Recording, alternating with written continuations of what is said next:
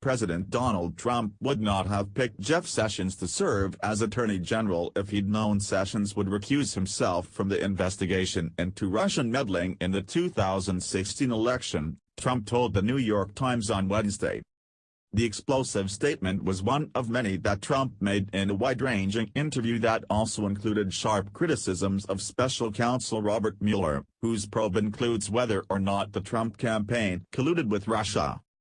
Jeff Sessions takes the job, gets into the job, recuses himself, which frankly I think is very unfair to the president, Trump said.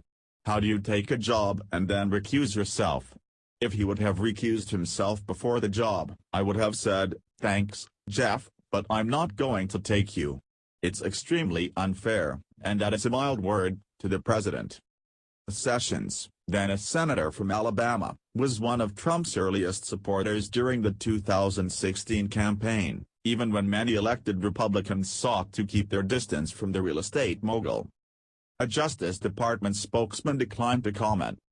Trump also discussed his controversial firing of FBI Director James Comey, who has since testified under oath that Trump asked him to drop his investigation into former National Security Advisor Michael Flynn before firing him.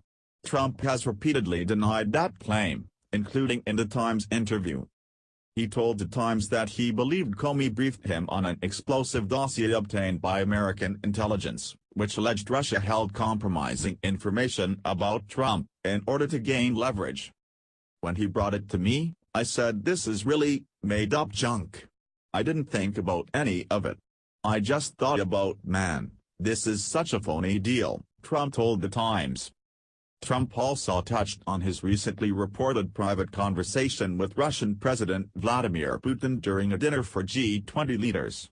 He said the conversation was brief and touched on the issue of Russia's ban on adoptions by Americans, which Donald Trump Jr. also said was the topic of his meeting with the Kremlin-connected lawyer who promised damaging information on Hillary Clinton.